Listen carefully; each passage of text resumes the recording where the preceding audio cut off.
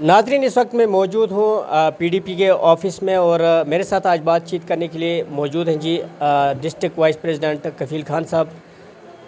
आज हम इनसे जानेंगे कि लगातार पीडीपी जो है वो कैंपेन कर रही है, अपने टांगें जो है वो मजबूत कर रही है और आज हम इनसे जानेंगे कि किस हद तक इनकी कैंपेन जो है वो मजबूत हुई है और ज़्यादातर इनकी टीम जो है वो बॉर्डर के इलाकों में इस वक्त भी कैंपेन पे जो है इनकी लगातार है। हम इनसे ही जानेंगे कि किस हद तक ये इस वक्त मजबूत हुए। कफील साहब, आपका बहुत बहुत शुक्रिया। शुक्रिया शाद साहब आपका कि आप जम्मू से आए यहाँ पर और जम्मू से आकर यहाँ पर हमारे लोगों के मसले मसाइल उजागर करते हैं और मैं आपको अपनी पूरी तंजीम की तरफ से मुबारकबाद पेश करता हूँ और वेलकम करता हूँ।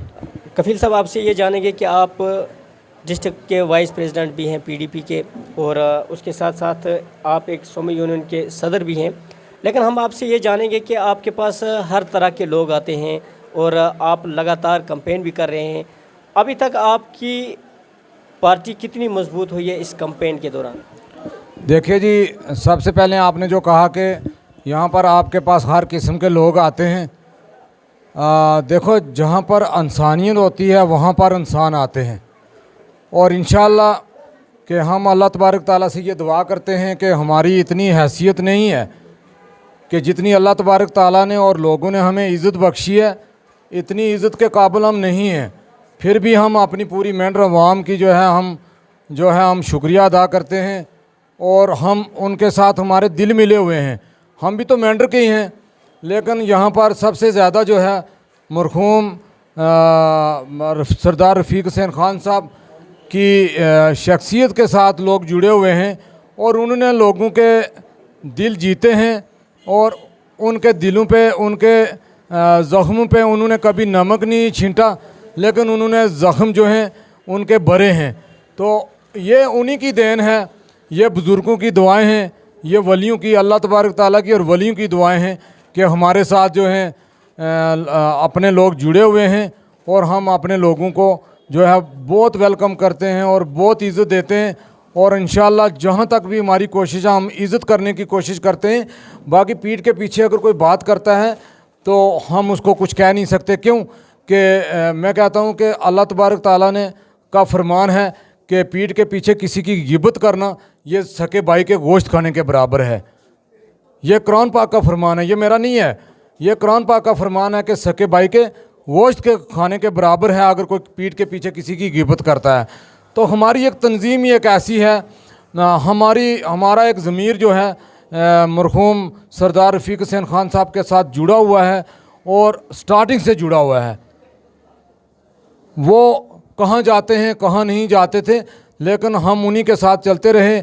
आज हमारा ये ज़मीर है कि हमारी इज़्ज़त, हमारी आबरू, हमारा ईमान ये महफूज इसलिए है कि रफ़ीक साहब ने कभी भेदभाव में बात नहीं की और कभी भी मजहबी बात नहीं की कि ये गुजर तंजीम से है, ये पहाड़ी तंजीम से है या हिंदू तंजीम से है। उन्होंने जब भी कोई मसला बना तो उस मसले के पीछे जो है उनकी दिलो जान से वो उसी जगह पहुंच जाया करते थे जहां कोई अपना बंदा कोई यहाँ पर थोड़ा सा ज़ख्मी होता था। उसके बाद मैं आपको बताऊं कि तहसील मेंढर की बात मैं कहूँ, यहाँ पर बम बोले का जब वक्त आया, यहाँ पर बहुत ज़्यादा हमारे हिंदू भाई जो हैं वो परेशान हुए कि पता नहीं यहाँ पर मुसलमान जो हैं बहुत ज़्यादा हैं, हम मजाटी में हैं, ये है वो है, लेकिन यहाँ का जो हिंदू है वो यहाँ पर मजाटी में है, मनाटी में है। वो क्यों कि रफ़ीक साहब हर वक्त हमारी हिंदू बलादरी की जो है वो बहुत तायद करते थे और बहुत उनकी इज़्ज़त करते थे। लेकिन आज मैं ये दुआ करता हूँ कि हमारे वसीम भाई जो हैं सरपंच साहब और नदीम भाई हैं, लेकिन वो भी उसी तरीके से जैसे वो इज़्ज़त करते हैं हमारे इन लोगों की वैसे वो भी इज़्ज़त करते हैं। आज भी वो इस वक्त की अगर हम बात करें, इस वक्त भी वो बाहर ही हैं, कैंपेन में लगे हुए हैं। काफ़ी सारे नए लोग भी आपसे जुड़ रहे हैं। किस हद तक आपकी उम्मीदें हैं कि आप इस मेंढर कॉन्स्टिट्यूंसी के अंदर अपनी पकड़ जो है मजबूत कर रही हैं? इंशाअल्लाह हमें उम्मीद है अपने लोगों पर। देखिए, वसीम भाई हैं या नदीम साहब हैं, वो बिल्कुल जो है इस वक्त रात दिन अपने लोगों के पास जा रहे हैं और वो लोग, कुछ लोग मजबूर हैं, कुछ लोग जो हैं वो मजबूर इसलिए हैं वो सामने नहीं आते हैं। हम उनके फ़ोटो वायर इसलिए नहीं करते हैं कि आज लोगों को जो है बगलाया जाता है तो बाइज़्ज़त लोगों को जो है वो फ़ोटो जो है नेट पे चाढ़ के उनको बेइज्जत किया जाता है, तो वो बाद में मजबूर होते हैं। लेकिन हमारे लोग इस वक्त जो है मेंढर के वो साइलेंट हैं, खामोश हैं, और हमें पता है, हमारा दिल मुतमईन है कि हमारे लोग हमारी जमात के साथ हैं, पीपल डेमोक्रेटिक पार्टी के साथ हैं, जिन्होंने लोगों के हर मसले मसाइल जो हैं सुने हैं और सुनते भी हैं। और आने वाले वक्त में अगर अल्लाह तबारक ताला ने नदीम खान साहब को अगर अल्लाह तबारक ताला ने मौका दिया, इज़्ज़त बख्शी, तो इंशाअल्लाह मैं कहता हूँ कि ज़रूर वो अपने वालिद साहब की तरह जो है जैसे वो इज़्ज़त करते रहे, जैसे वो अपने लोगों के काम करते रहे, वैसे ही नदीम साहब भी वो काम करेंगे। और वसीम साहब की को तो बात ही नहीं है ना। वसीम साहब को अगर आप रात के 1 बजे या 3 बजे या 4 बजे फ़ोन करोगे तो इरशाद भाई वो मौजूदा हालत में होते हैं, जहाँ भी ज़रूरत हो हमारे लोगों को पड़ती है तो वसीम भाई मौजूदा होते हैं।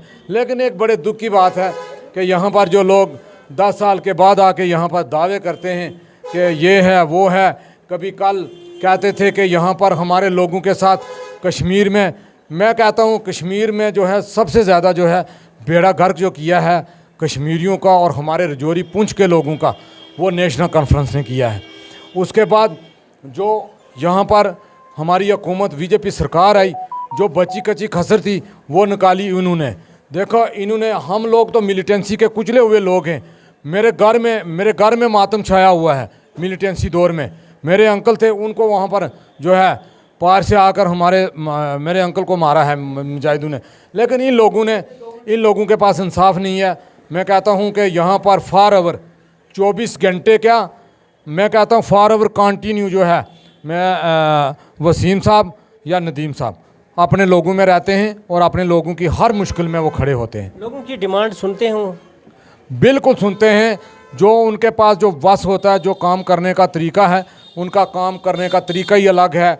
देखो यहाँ पर लोग कहते हैं जी फलाना आदमी जो है वो एडमिनिस्ट्रेशन जो है उसकी आंखों में आंखें डाल के बात करते हैं, लेकिन नहीं है। बात हम भी करते हैं एडमिनिस्ट्रेशन से, लेकिन नहीं है तहजीब के ज़ाब्ते में। जिस तरह से आपने ये भी देखा होगा कि जब भी कोई भी इलेक्शन आते हैं, इस इलेक्शन में अक्सर आपने ये देखा होगा कि भाई भाई से जुदा हो जाता है या पड़ोसी पड़ोसियों से जुदा हो जाते हैं। लेकिन जब वो जिन लीडरों की वजह से वो लड़ाई करते हैं, वो एक ही थाली में खाते हैं। देखिए भाई भाई जुदा उस लीडर के पीछे होते हैं जो अपना वोट लेके तो बीजी से क्रॉस हो जाते हैं, वो भाई भाई से जुदा होता है। जो कंटिन्यू यहाँ पर रहते हैं लीडर, उनसे कोई भाई भाई नहीं जुदा होता है।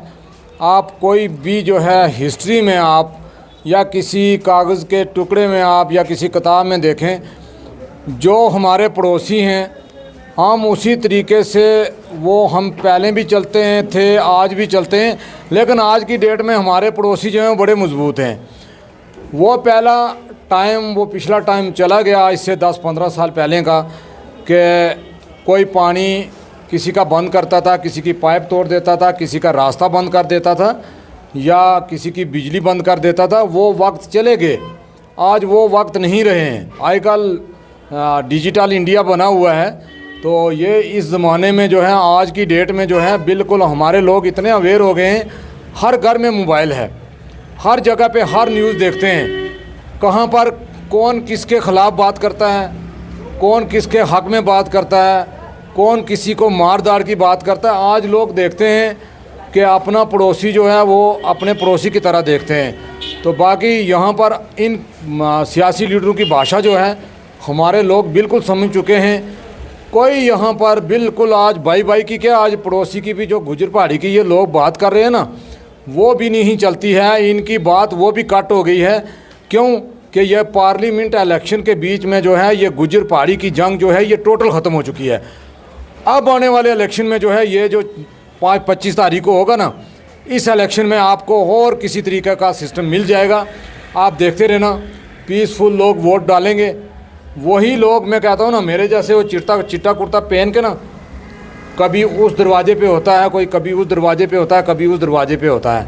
बाकी हमारे लोग जो बाइज़्ज़त लोग हैं ना, वो आराम से बैठे हुए हैं, मज़े से बैठे हुए हैं। जिसके साथ चलते हैं वो बड़े खुशी से बात करते हैं, बड़ी खुशी से दिल मुतमईन दिल पे हाथ रख के कहते हैं कि हमने वोट किसको पोल करना है, तो वहीं पे पोल करेंगे। चलिए जी, आखिरी सवाल आपसे जानना चाहेंगे कि जिस तरह से आप भी आपने भी देखा होगा कि रशीद इंजीनियर को बेल जैसे मिली, उसने पहले से जेल से निकलते ही एनसी और पीडीपी पे अटैक किया। देखिए, इंजीनियर रशीद साहब जो वापस आए ना, वो पीडीपी को कोई परेशानी नहीं है। वो सबसे ज़्यादा परेशानी है नेशनल कॉन्फ्रेंस को। वहाँ से पहले नेशनल कॉन्फ्रेंस को वहाँ से हरवाया गया, एक सीएम आ रहे हैं वहाँ से, और हरवाए किसने? स्कूलों के बच्चों ने। स्कूल के बच्चे हैं ना, इंजीनियर रशीद के बच्चे जो हैं वो स्कूल के बच्चे हैं ना, उन बच्चों ने हरवाया है एक सीएम को। आने वाले वक्त में वो उमर अब्दुल्ला को परेशानी होगी, मोहतरमा महबूबा मुफ्ती को कोई परेशानी नहीं है। महबूबा मुफ्ती तो इलेक्शन ही लड़ते हैं ना, आपने देखा वो इलेक्शन ही लड़ रहे हैं। जिस कॉन्स्टिट्यूंसी से उमर अब्दुल्ला लड़ रहे हैं उस कॉन्स्टिट्यूंसी से इंजीनियर रशीद का एक कैंडिडेट भी है। देखिए, इंजीनियर रशीद का वहाँ पर बाई इलेक्शन लड़ रहा है, तो वो जैसे इंजीनियर रशीद वहाँ से जीता है ना, वैसे ही उसका भाई जीत जाएगा। क्योंकि आपने देखा है एक वीडियो वायरल हुई है, वो उमर अब्दुल्ला साहब स्पीच कर रहे हैं, तो अपनी टोपी जो है नीचे उतार के तो लोगों को कह रहे हैं कि एक बार भीख दे दो। तो हम लोग भीख नहीं मांगते, हम लोग भीख मांगते हैं नहीं। उन्होंने ये कहा था कि ये मेरी इज्जत है, इस इज्जत को महफूज रखो। तो वही भीख हुई ना, इज्जत को महफूज रखना वो भीख ही हुई ना, कि आप हमें भीख दे दो कि मुझे जिता दो तो मेरी इज्जत बच जाए। लेकिन वो नहीं बच पाएगी अब। क्यों? कि जब सर से चादर किसी बेटी की या किसी बुजुर्ग का परना सर से उठ जाए तो उसको दोबारा लाने में जो है वो सदियां गुजर जाती हैं। मेंढर में एनसी कितनी मजबूत नज़र आ रही है आपको? नहीं, एनसी का आप देखें कि इस वक्त जो है कंडीशन ख़राब है। मेंढर के अंदर कंडीशन एनसी की भी ख़राब है, कुछ एक दो और मेरे भाई हैं उनकी भी ख़राब है। लेकिन ये क्यों है कि इनको लोगों ने जो है ना, जैसे वो कहते हैं ना आटा नहीं छानता है छानी में आटा, इनको लोगों ने वैसे छानना है। जैसे वो बीच में होते हैं ना सुसलियाँ होती हैं ना, वो सुसलियाँ जो हैं वो बिल्कुल निकल जाएंगी और आटा बिल्कुल लागू हो जाएगा, ये उस तरीके से। और इनको आप देख लेना कि हमारे मेंढर के लोग जो हैं बड़े अब बहुत सियाने हो गए हैं। मैं कहता हूँ यहाँ पर तहसील मेंढर के अंदर जो झुपड़ी में रहने वाला मेरा भाई है ना, एक छोटे से कमरे में रहने वाला मेरा भाई है, वो इन लीडरों से वो सियाना है और इनको जवाब मिल जाएगा इंशाल्लाह। लेकिन एक चीज़ मैं आपके माध्यम से ये अपनी आवाम से ये कहूँगा, आप देख सुन के फ़ैसला करें, आपके हाथ में है। अल्लाह तबारक ताला ने ये देखो, अल्लाह तबारक ताला का हुक्म है कि आप अपना हुक्मरान वो चुने जो आपकी इज़्ज़त महफूज रखे, जो आपका ईमान महफूज रखे, जो आपकी इज़्ज़त करे, जो आपकी बेटी की इज़्ज़त करे, जो आपकी माँ की इज़्ज़त करे, जो आपके भाई की इज़्ज़त करे। तो मैं अपने मेंढर के लोगों को यही कहूँगा, क्योंकि हमारे लोग मेंढर के लोगों की परंपरा मेहमान नवाजी बहुत अच्छी है। कुछ उम्मीदवार तो ये दावा कर रहे हैं कि हम 20,000 से लीड करेंगे। नहीं, 20 नहीं मिलेगा। अब जो दावा कर रहे हैं 20 नहीं मिलेगा उनको। ये 18, 19, 20 में जो है जीत है, तो 20 का दावा कहाँ कर रहे हैं? 17, 18 में तो जीत होगी। तो ये जो 20 का दावा कर रहे हैं ना, कुछ नहीं है। चलिए जी, बहुत बहुत शुक्रिया।